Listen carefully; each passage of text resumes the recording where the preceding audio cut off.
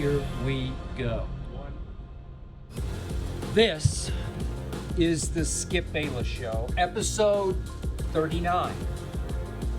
This is the Undisputed, everything I cannot share with you during the 2.5-hour go for the throat debate show that is Undisputed. Today, I will give you a very inside look at what Lamar Jackson is going through in Baltimore right now. Today, I will take you way behind the scenes of the new Micah Parsons song created by our man DJ Steve Porter, who also once upon a time created a similar and award-winning mashup remix featuring Tim Tebow and me.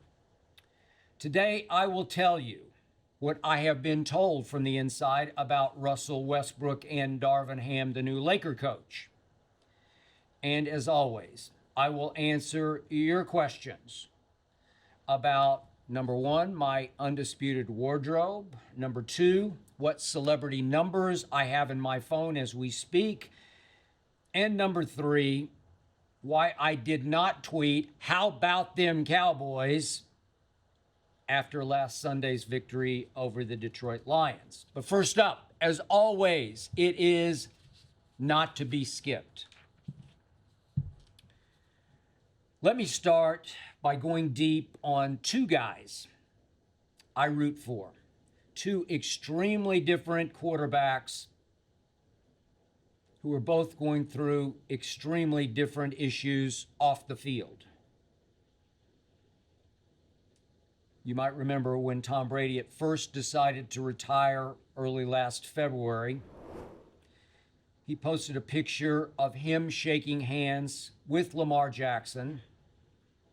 This was before a game back in 2019, and the caption said, remember, Tom had just retired, "You're next." Yep, he blessed Lamar Jackson over Mahomes and Josh Allen, Joe Burrow, Justin Herbert, on and on and on. He blessed Lamar because I believe Tom Brady believes in what Lamar is made of. That's why I was so disturbed over what I'm about to report to you. Lamar, to me, is a baller with a strong football backbone, high football character, big clutch gene, and of course, Tom Brady has the biggest clutch gene. Obviously, Tom Brady and Lamar Jackson are from opposite ends of the quote-unquote earth. Brady, obviously, from white, middle-class San Mateo, California, just south of San Francisco. Lamar from inner city Miami. Brady's obsession with football, it's his life, is obviously affecting his family life. But I'm here to tell you that I believe that Lamar's off-field distraction seems to be bothering him at least as much as Brady's is bothering him. Now, what I'm about to say is being recorded here on a Wednesday afternoon, to be made available early Thursday morning. Brady and Lamar will play each other on Thursday night. Much could happen in that crucial game for obviously both teams. Some of what happens might impact what I'm about to say, but the big picture will remain the big picture. Lamar Jackson is not happy that the Baltimore Ravens have refused to pay him the way the Browns paid Deshaun Watson. So this is what I heard from what I consider a credible source inside the Ravens locker room. I don't want to blow this way, way, way out of proportion, but I do believe what I've heard is significant. Lamar Jackson is so upset over his contract that he's effectively, quote unquote, holding out without actually holding out. Lamar is no longer as engaged or as responsive during meetings. You might say he's sometimes withdrawn during meetings. That's not at all like the Lamar we used to know and love. Occasionally, Lamar has been a little late for a meeting, a little late for a practice, something he never would have been before. Again, these aren't end-of-the-world developments,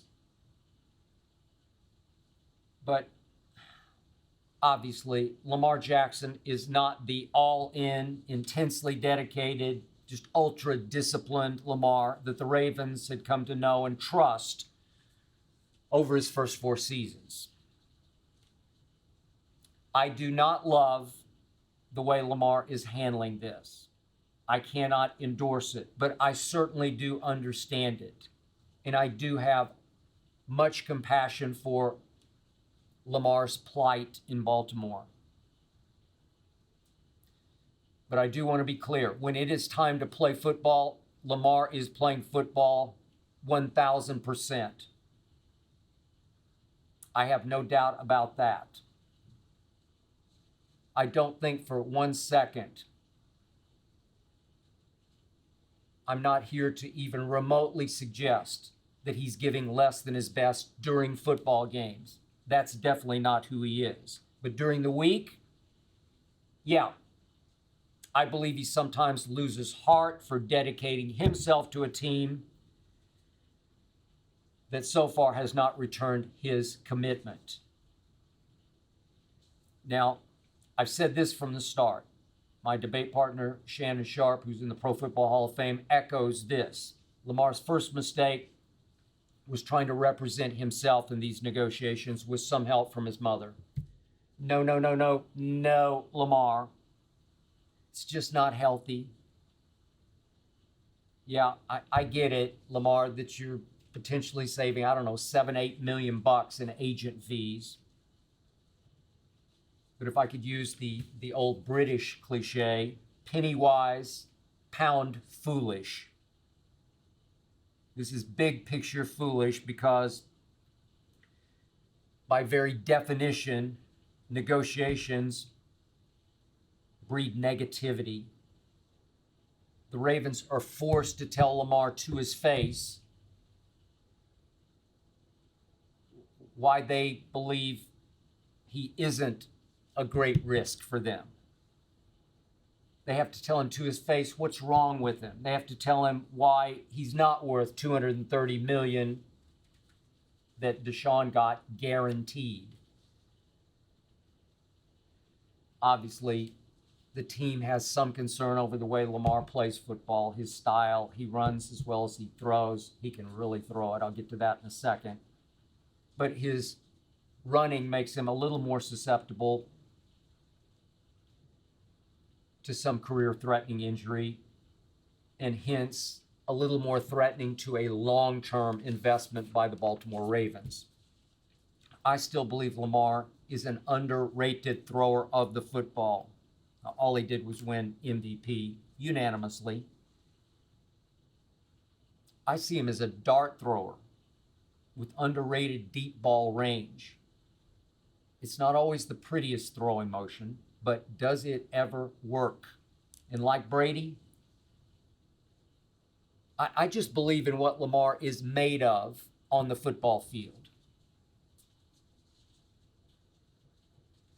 Of course, if in fact he's occasionally protesting his lack of a contract by becoming a little distant in meetings, being a little late here and there, that's obviously not the football character I so admire in Lamar Jackson. But you know what? Maybe that bridge between him and the Ravens isn't just on fire. Maybe it's just about burned all the way to the ground. Maybe both sides during negotiations have basically decided that a trade just might be the best in the end for both parties. That I don't know. But Lamar is having to fight through increasingly contentious negotiations.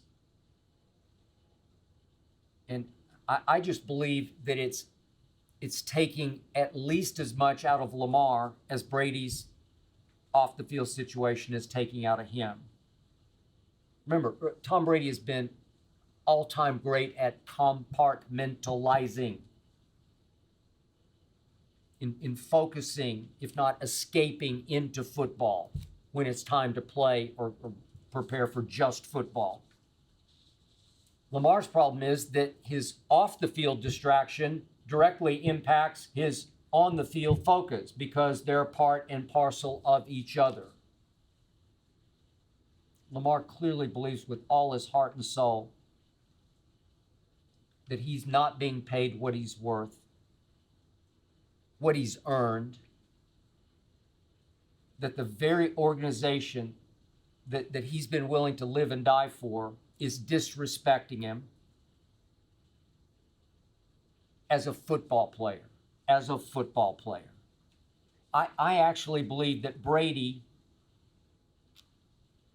has a little better chance of tuning out and rising above his off-the-field problem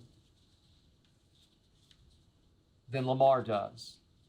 And I'm here to say and to conclude, I feel for Lamar Jackson and what he's going through.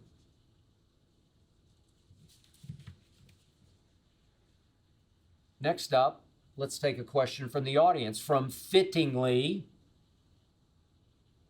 from another Lamar, this one in Texas, who asks, does Skip Bayless have a stylist at FS1 that helps pick out your outfits? I do. Her name is Autumn, whose personality is always as welcome as spring for me every morning. Autumn knows what I like, what I prefer. She picks out my quote-unquote ensembles from some of my suits and some that Fox has provided for us. But Autumn knows full well that I have one psycho pet peeve. I obviously do not wear a tie on air, nor do I ever play for a tie on Undisputed. But without a tie, my collar must be starched enough to stand up. I cannot stand to see one side or the other, or both sides of my collar, drooping down into my suit coat.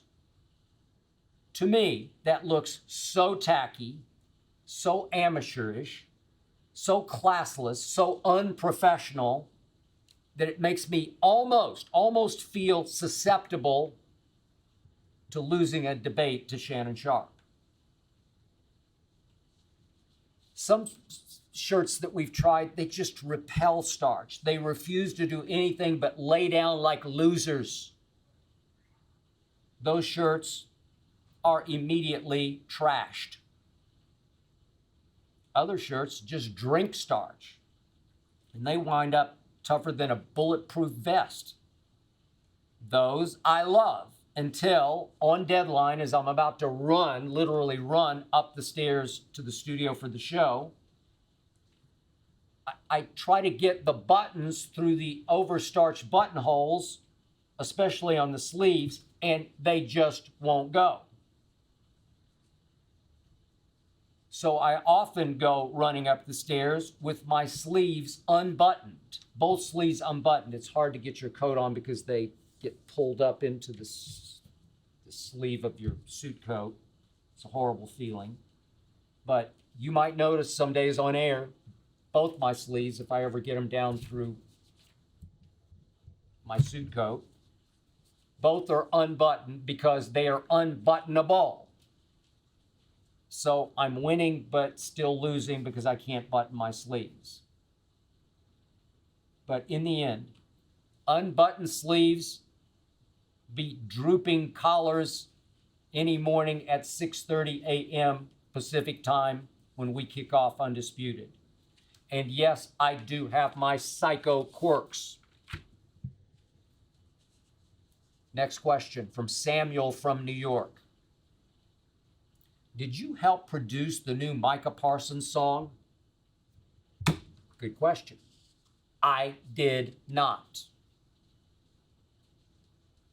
But I know all the behind the scenes. all the deep backstory, which I'm about to share with you now.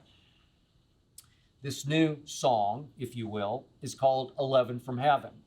And if you haven't seen it yet, on Undisputed, on one of our many social platforms, or just randomly on the internet, where it has gone like a viral wildfire, please take a minute and a half, that's all it requires, to absorb it. A moment after we dropped it last Friday live on Undisputed, my man Lil Wayne immediately texted me and I quote, said, "That was unforgettable," with 5 exclamation points. "Simply genius," with 5 more exclamation points. "A-effing amazing," with just 2 exclamation points, but I think he was just running out of exclamation points at that point. He had made his point. My wife, Ernestine, says that she and her sister Joyce and her 2 closest friends have watched 11 from Heaven over and over and over again. That they find it fun, but also very funny. And that it's so addictive that it gets stuck in their heads. I know the feeling. It gets stuck in mine. 11 for Heaven was created by the great DJ Steve Porter. I first got to know DJ Steve in 2011 when I got to walk on stage with him in New York City and get a big hug from Spike Lee as DJ Steve and I received a Webby Award for the best mashup remix, that one called All He Does Is Win. Maybe you remember All He Does Is Win. I'm sure you remember Tim Tebow's impossible run during that 2011 NFL season. Lord have mercy, do I remember it. And maybe you remember how I came to defend Tim Tebow on air, all but to the death, my death, on ESPN. For me, it all started on the fateful night of January the 8th, 2009, when the Oklahoma Sooners I grew up loving and living for played Tebow's Florida Gators for the national championship, this at Dolphin Stadium in Miami. Oklahoma should have been ahead at halftime, but it was still 7-7. Only later did I see the halftime locker room video of Tebow all but hyperventilating, leaping into the middle of his teammates and yelling over and over again, "We got 30 minutes for the rest of our lives! 30 minutes for the rest of our lives!" It was scary, amazing. If I'd seen that at halftime, I would have known that Sam Bradford and my Oklahoma Sooners had no chance in the second half. Tebow took the game over with his legs as well as his arm. So as that NFL draft approached, I said on air, on First Take, very simply, on national TV, I would take Tim Tebow near the bottom of the first round, and I would let him run his college offense, and he will win you a lot of games in the National Football League. He won't make any Pro Bowls, but he will win you a lot of games, I said on live national TV. Josh McDaniels, then the head coach of the Denver Broncos, did take Tim Tebow with the 25th overall pick in the first round of that NFL draft, and unfortunately, Josh did not last long enough for us to see what he could have done with the quarterback he chose in that draft. Josh got fired in the middle of Tebow's rookie season. Tebow did finally get a shot late in that season, started the last 3 games, and well, glory be. Who knew? He started making a lot of things happen with his legs and his arms. He threw for 308 yards and a big comeback win over Matt Schaub and the Houston Texans in Denver. But the next year, the new regime, John Elway and New coach John Fox had no use for Tim Tebow, so Kyle Orton started the first 5 games of the 2011 season. And the Broncos fell, predictably to me, to 1-4. And of course, many of the Bronco fans began chanting, Tebow, Tebow, Tebow. So Elway threw up his hands, if not threw up a little bit in his mouth, and basically said, let's get this over with. Let's start Tebow at Miami, and he'll get exposed, and he'll fail, and that will be that. And on that same field, upon which he blew away my Oklahoma Sooners, Tebow rallied the Broncos to an overtime win. And so began the most miraculous run I have ever witnessed in my career. Most miraculous run ever witnessed. Again and again and again, Tebow pulled out of the fire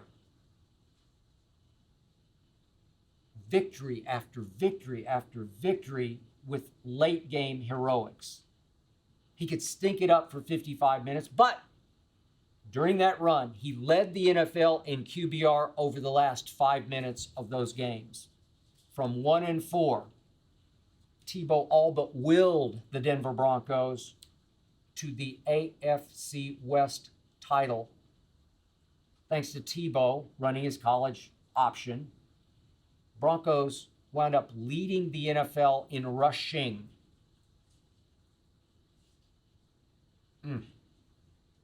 Meanwhile, Tim Tebow also detonated the most amazing ratings run I have ever personally been a part of. Stephen A. Smith hadn't quite yet joined me full-time on First Take. So day after day on First Take, a parade of ex-player commentators came swaggering into the studio to tell me how wrong I was about Tim Tebow, how Tim Tebow would soon get exposed. Stephen A. would join us each Wednesday for a segment to tell me exactly the same thing, except much more vehemently. Again and again, I looked across the debate desk at those commentators or at Stephen A., and I said, all he does is win. Did he ever? Sunday after Sunday, he made all of my antagonists look more and more foolish. But the passion and the venom just spilled all over our debate desk as we did battle Monday after Monday and Tuesday and Wednesday and Thursday and Friday. We set studio show ratings records on ESPN2 that I doubt will ever be approached, certainly not broken. So it was that 2 very close friends of mine who then oversaw First Take had a brilliant idea. Jamie Horowitz, Charlie Dixon commissioned DJ Steve Porter to do a Tebow video. I knew very little about DJ Steve at that point, but for 10 years he had toured the world as a DJ. North America, Europe, Asia. He'd been at Lollapalooza, Coachella. He'd released several progressive house albums. 2009, he was ranked the number 2 DJ in America. DJ knows his stuff, but DJ also knows and loves sports. He'd done a remix, you might remember, called Press Hop, featuring Allen Iverson and Denny Green, Jim Mora, Mike Gundy, all firing back at the media in press conferences. So Jamie Horowitz and Charlie Dixon asked DJ Steve to create a mashup remix built around me against the world defending Tim Tebow. If you haven't seen All He Does Is Win, please take just a moment. I think it's not much more than a minute to experience it. If I start singing it in my head, it will stick in my head for the next several days. I got Tebow. He shattered the mold, and all he does is win. All he does is win. I even got auto-tuned. I can't sing, but DJ Steve Porter turned me into a songbird in this Tebow song. Unleash Tim Tebow. Let him go. It's time. Let him play. He's a gamer. He's a baller. Playmaker. Shot caller. I can't sing, but boy, was I singing in this video. Okay, I never used the phrase shot caller. I'm not even sure what it means, but I don't care because that's the genius of DJ Steve. He's even invented software that he calls Rhyme Pooler that allows him to search out words by vowel sounds that rhyme. If he needs a rhyme or if he just needs a rhythm word, he can search it out from the miles and miles of video he sifts through. And he can piece it together with such genius that he can literally put words in your mouth, which in this case didn't bother me a bit. He created a song and a video that perfectly captured the daily battles that were taking place on First Take. All he does is win just exploded onto the internet. If you watch it, you'll see Elway pop up with what looked like marionette teeth, even vampire teeth. Let him go. I don't know what it is. It's just funny. It's genius. Stephen A's facial reacts to me are just perfectly hilarious.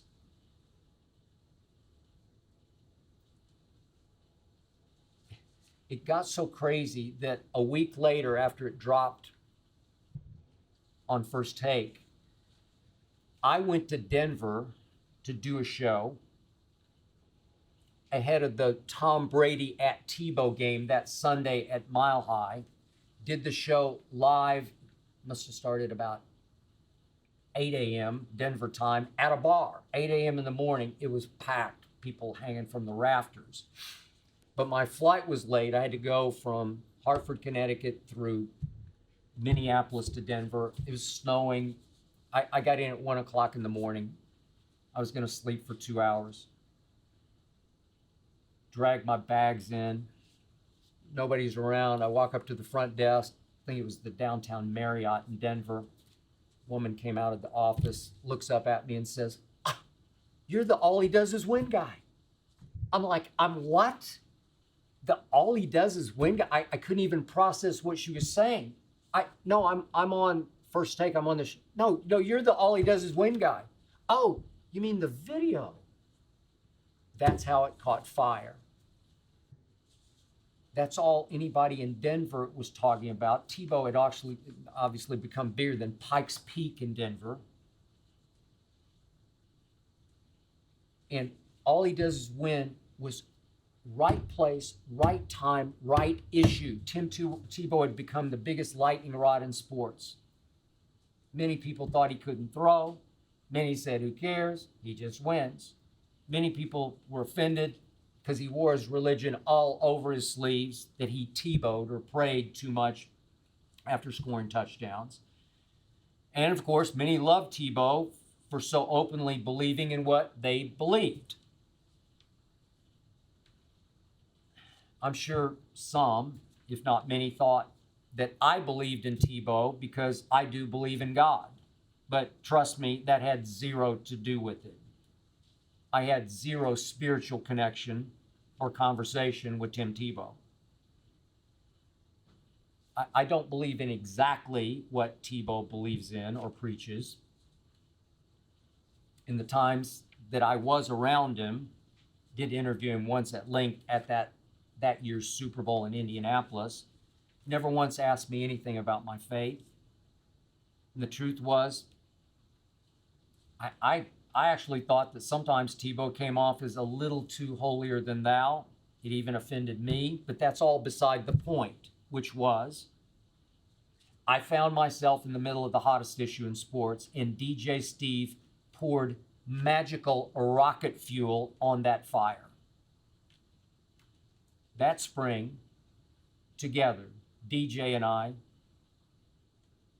went to, so fittingly, a theater right next door, 34th and 8th, to the New Yorker Hotel in Manhattan, where my TV career had taken off. We did a show called Cold Pizza live in the basement, where we'd put in a studio, in the basement of the New Yorker Hotel. And that show obviously morphed into First Take. So in that theater next door, I got to walk up on stage. I got that hug from Spike. I wound up shortly thereafter in a big interview room. After receiving the award, I'm looking to my left, and there's Jason Sudeikis, who was just on Saturday Night Live then. Juliette Lewis, the other actor, is to my left. And it was one of the great nights of my career, thanks to DJ Steve. By the way, acceptance speeches at those Webby Awards couldn't be more than 5 words, end of story. 5 words, period. So I looked at DJ Steve up on stage, and I said into the microphone, all he does is win. True. But at this point, I would be remiss not to mention the greatest song anyone has ever done for me, the greatest theme song ever written and recorded. You know it. It's called No Mercy. It's the Undisputed theme song that you hear every morning to open our show, created by my brother, Lil Wayne. It perfectly captures the go for the throat spirit of our debate show. Wayne just gets it. And did he ever nail it with No Mercy? Even Snoop Dogg told me it's all time. One of the best things Wayne has ever done. I have been so blessed, which brings me back to DJ Steve and to Micah Parsons. To Shannon Sharp's credit, he saw Micah coming before I did. This was ahead of that 2021 draft. I'd watched Micah quite a bit at Penn State, and he had flashed for me. He jumped off my TV screen several times. But I saw nothing of Micah in 2020 because Micah opted out during the pandemic. But to Shannon's credit, he said ahead of the draft, Micah Parsons will be the best defensive player in this draft. But understand, I was fixated on Patrick Surtain because I am lifelong diehard Dallas Cowboy fan, and I needed a bookend Pro Bowl cornerback opposite of Trevon Diggs. I needed a more trustable Trevon Diggs. Maybe a surer Pro Bowler than Trevon Diggs. I needed Patrick Surtain. And the Denver Broncos, darn them. I almost said another word. They snaked him at 9, right ahead of Dallas, picking 10th in that draft. Yet Jerry Jones was so confident that Philadelphia would take Devontae Smith with the next pick, and that Chicago would take Justin Fields with the next pick, the 11th overall. I'm sorry, that'd be the 11th overall. That he traded with Philadelphia, Jerry did, and moved all the way back to 12, where 11 from heaven fell right out of heaven into Jerry's lap. As soon as I saw him in the preseason, I said, oh my God. And of course, I became Micah's biggest fan. Micah, 11 from heaven. And of course, I started driving his bandwagon to the stars. I pushed him last year, his rookie year, for Defensive Player of the Year. And heading into this year, I said over and over again, my Cowboys will go only as far as Micah and this defense carry this team. And Charlie Dixon who runs FS1, had another brilliant idea, DJ Steve. And of course, we're now hoping history repeats. But this time, it's very different. This isn't me against the world. Nobody hates Micah Parsons. They might hate the Dallas Cowboys, but not him. DJ Steve tells me he tried to create something more upbeat, something that was escalating with positivity. First, he tried choir music in the background, but that was a little too understated, a little too reverent. Maybe it slowed it down a little too much, so he gave up on the choir music.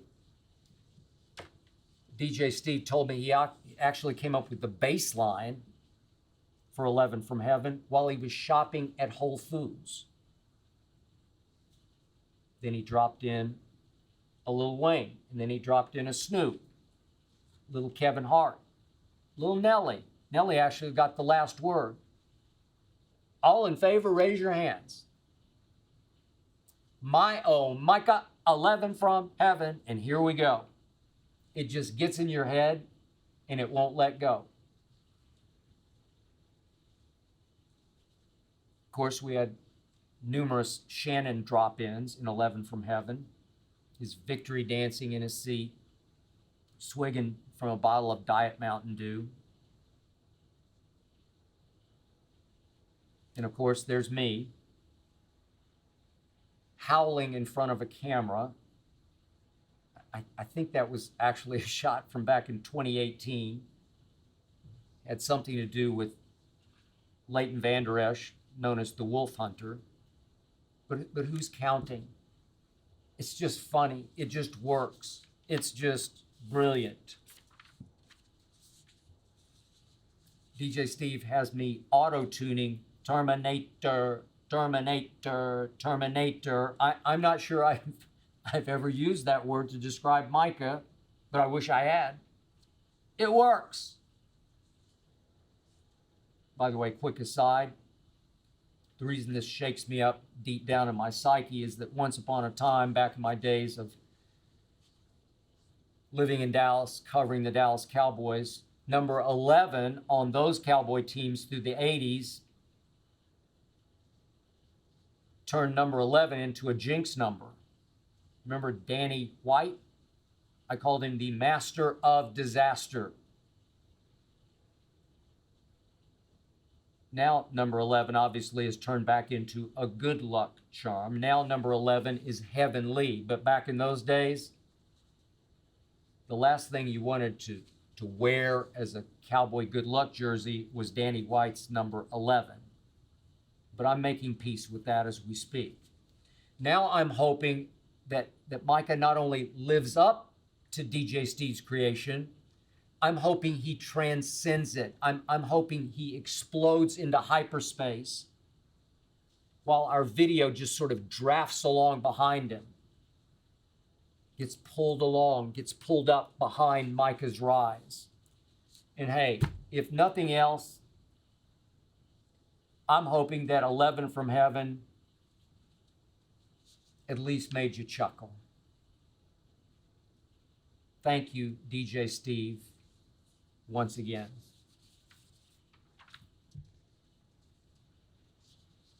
Back to your questions. Jackson from Birmingham, Alabama asks, who's the most famous person that you have their phone number in your phone?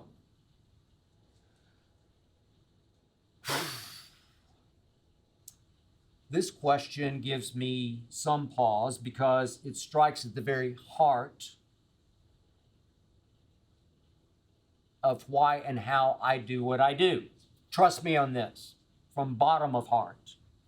I did not get into this business to see how many famous people I could befriend, how many phone numbers I could collect.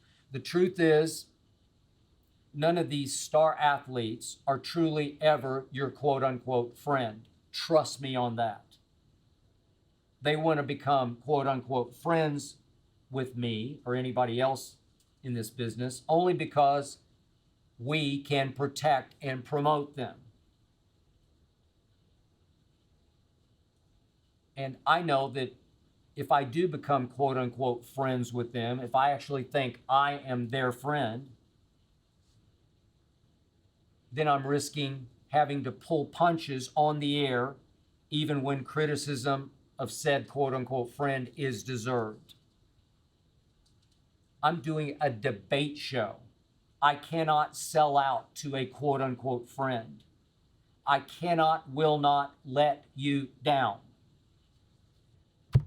And I know that comes across as some Boy Scout platitude, but that is truly the way I am built.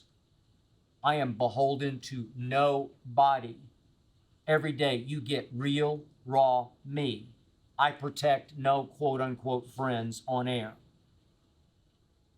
So obviously, I have Lil Wayne's number, talk to him often, just talked to him a couple of days ago. He's my brother. Close friends with Nelly, definitely have his number, talk to him fairly regularly. Just randomly, I'm good friends with the actor Billy Bob Thornton. We came from similar backgrounds and similar part of the country. Me from Oklahoma and from Arkansas. I think he's a genius. See Sling Blade. But he wants nothing from me. He doesn't need me to protect or promote him. All he wants is true friendship. And I believe I have that from him because he definitely has it from me. So as I rack my brain, I guess the most famous person I ever had on, so to speak, speed dial was, believe it or not, George W. Bush. Back in my Dallas days when he was the owner and the operator of the Texas Rangers, the baseball team, the Texas Rangers. When George W. did become president, I got to tell you, I was always amazed, sort of astounded that he was being portrayed as this buffoonish fool. I'm not political. I'm not in politics. I don't want to get into his politics versus mine. It just doesn't matter. I'm just telling you that I talked a whole lot of baseball and quite a bit of life with George W. And I found the man to be smart and funny. Honestly, smart and funny. That's just me. I've had Michael Jordan's number. I've had Muhammad Ali's number back in the day. Just the other night, a very prominent NBA coach got my number and called me, and I called him right back. He wasn't happy with me. That happens fairly regularly. But again, he initiated contact, not me. That happens quite a bit. Another of your questions. This is Miller from Ohio who asks, if you had a 25th hour in the day, what would you spend it doing? Now that's an intriguing question for me. I would spend that 25th hour, day after day after day, writing my screenplay. I know everybody out here in Hollywood has a screenplay. They've either written it or they're about to write it. But trust me on this, I have a screenplay. I have a bombshell idea that I believe could win a couple of actors Oscars. My bombshell idea revolves around real life clashes I've had with a superstar athlete. And it's about how far that athlete would go, fictionally, to protect his church-going, family-first image and reputation. His actually phony reputation. The themes of my screenplay would involve religion and race and adultery and steroids and Bloods and Crips. I could go on and on. I stay angry with myself because right now I don't have the time, or more important, the energy to write my screenplay, but I will.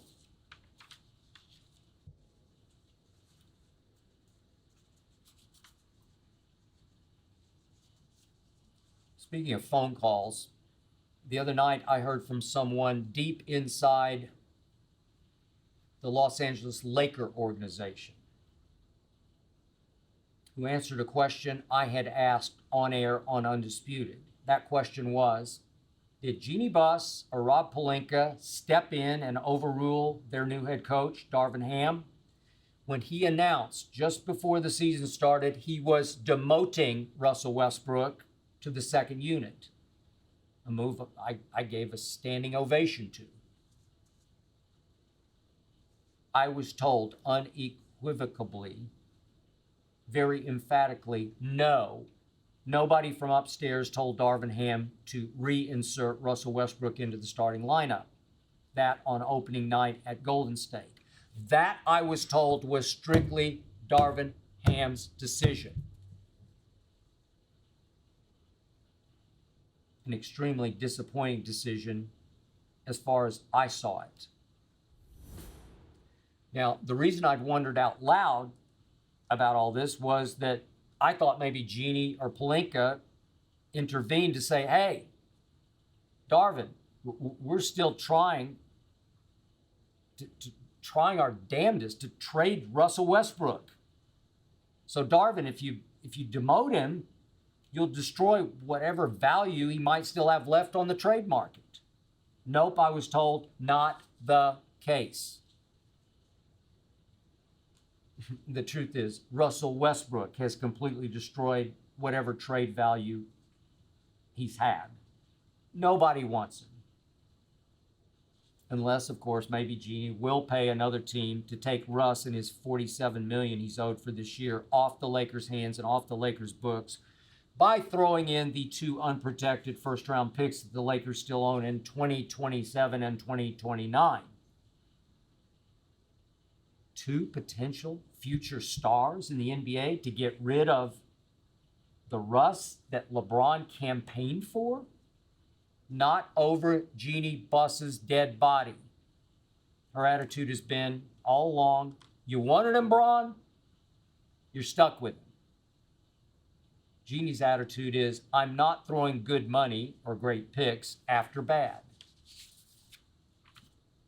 I definitely can't blame Jeannie for that, even though I know Laker Nation screaming, get rid of him! At what price? Nobody will give you anything of value for us. Another team might only help you get rid of him if you'll pay them with those picks. And unlike the LA Rams, the LA Lakers are not going to say F them picks. So, for the record, I advocated throughout the offseason, just pay the man his $47 million. Just bite the bullet and send him home. Addition by subtraction.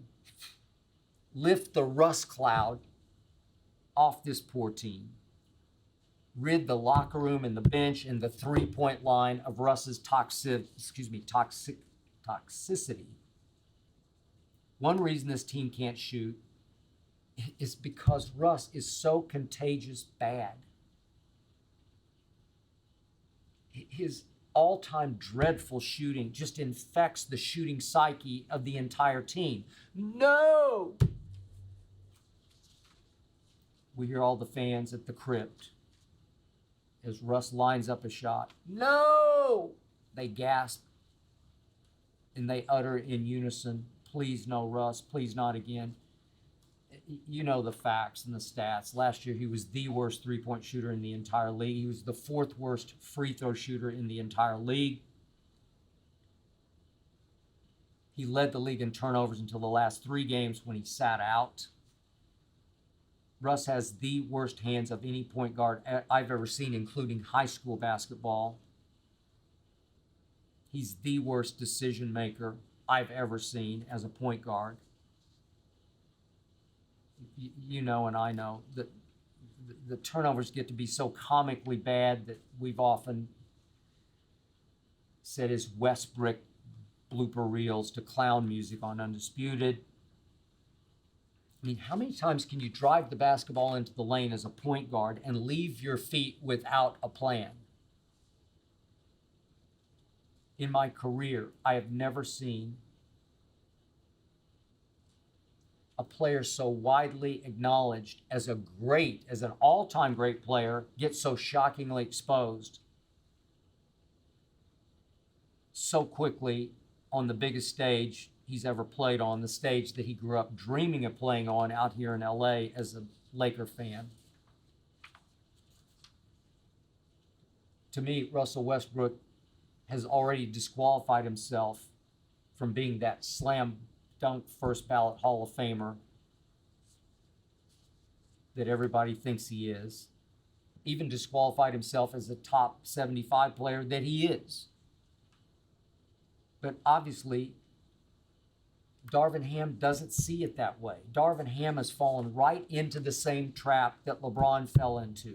You know what LeBron's initial reaction was at the thought of being able to acquire Russ? Wait, we can get Russell Westbrook, first ballot Hall of Famer, top 75? It can be me and AD and Russ? Do it! That was LeBron's attitude going in.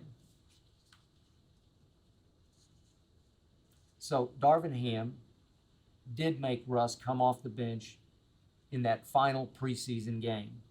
He lasted 5 minutes. He missed 2 threes. He had 2 turnovers.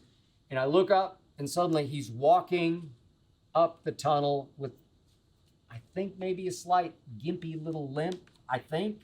Maybe I'm imagining, because I think he was imagining. It was reported that he had a quote-unquote hamstring injury. I didn't see it happen during the game. Russ told the media that he pulled it because he didn't know how to stay loose and get warm when he got thrust into the game mid-first quarter off the bench. Never done that in his life, he said. What? A couple of nights later, I watched Kawhi Leonard come off the bench in the middle of the second quarter, cold. Made his first 2 shots. Who knew? Darvin Ham met with Russ. Next thing I knew, Darvin Ham was apologizing publicly to Russ for putting him in harm's way. I could not believe it. I said on Undisputed, Darvin Ham, the strong, tough man's man of a man that he is, crumbled at the feet of Russell Westbrook. He let Russ pout his way right back into the starting lineup, and I could not swallow it. I could not fathom it. Darvin Ham, like LeBron, still has way too much respect for what Russ did, not what he's doing, for what he did. Yes, he did something I thought we'd never see. He averaged a triple-double for an entire season, as Oscar Robertson once did way back when, back in the dark ages. But Russ went on and averaged triple-doubles for 4 out of 5 years. It was unfathomable. It was unprecedented.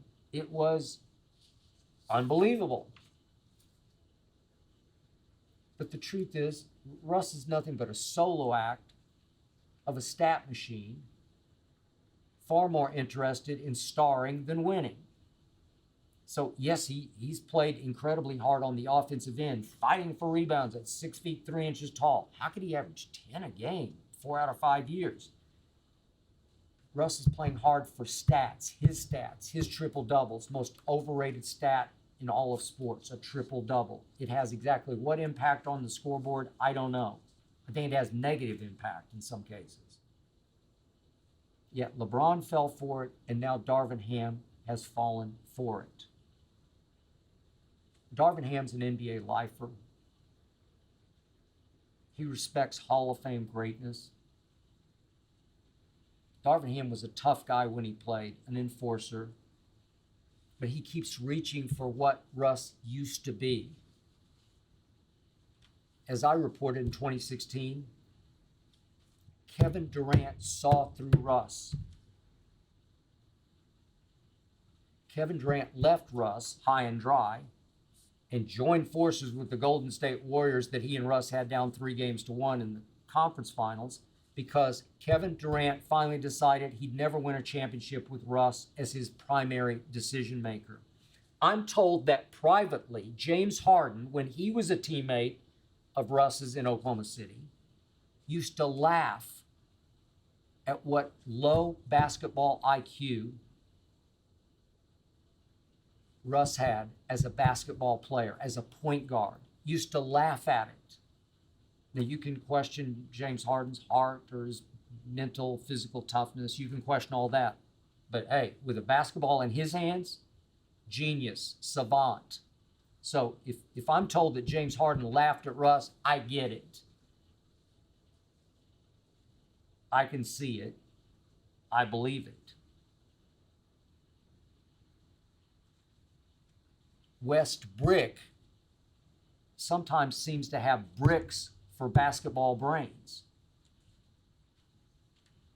So what happened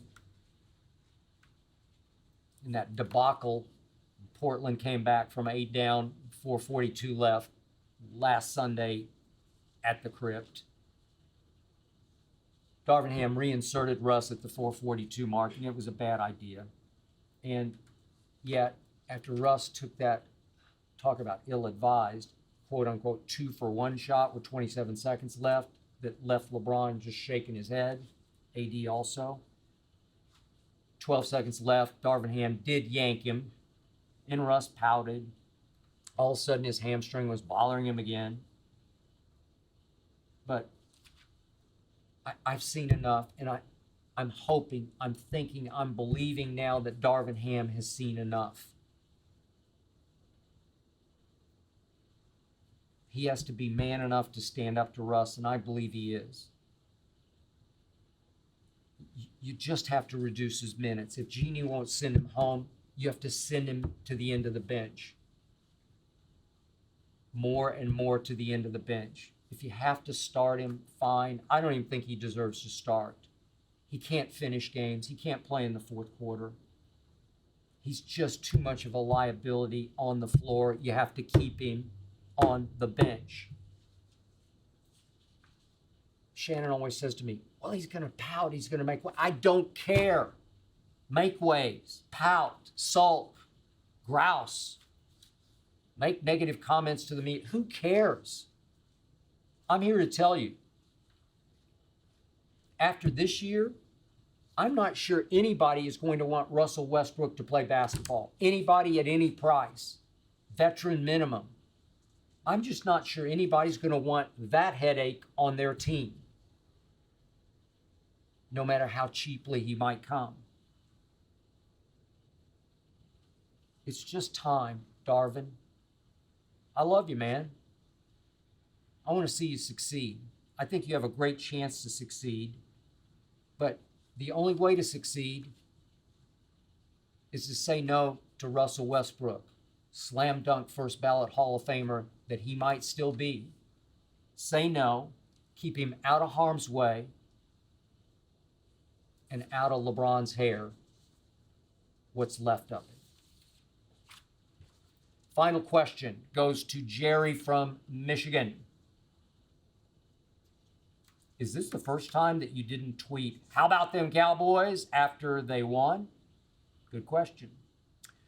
No, Jerry, in years past when the Cowboys cratered and fell out of contention late in seasons, I couldn't muster up a how about them. But Sunday was significant because, man, as I've told you in previous podcasts, I really want to see Dak Prescott take it up a whole nother level from Cooper Rush, who, of course, won a game last year at Minnesota on Sunday Night Football. Then this year, he beat both of last year's Super Bowl teams, the Bengals and the Rams, at Rams. He won a Monday night game, did Cooper Rush, at Giants. That's looking bigger and bigger. And by the way, Cooper Rush did beat our arch rival, Washington. Game's starting to look a little bigger. And of course, in the end, he did bring my Cowboys back, did Cooper Rush, all the way to 20-17 at Philadelphia on Sunday Night Football early in the fourth quarter. He did all that. Dak was back in the saddle against by far the worst defensive team in the National Football League, the Lions. Back in the saddle. And those Lions were 1 yard away early in the fourth quarter, last Sunday at Jerry World, of taking a 13-10 lead. A 13-10 lead, 1 yard away. For me, that was scarier than any Halloween movie you can show me. Any. The defense obviously rose up and took that game over. The defense gave Dak 2 easy short field touchdowns that made the final score a very misleading 24-6. Very misleading. Man, I was disappointed in Dak, rusty as he might have been, and somehow it just didn't seem right to tweet gloat about that. But here's hoping I get to tweet, how about them, 14 more times before this season ends. That is it for episode 39. Thank you for listening and or watching. Thanks to Jonathan Berger and his All-Pro team for making this show go. Thanks to Tyler Korn for producing. Remember, Undisputed every weekday, 9:30 to noon Eastern. The Skip Bayless Show every week.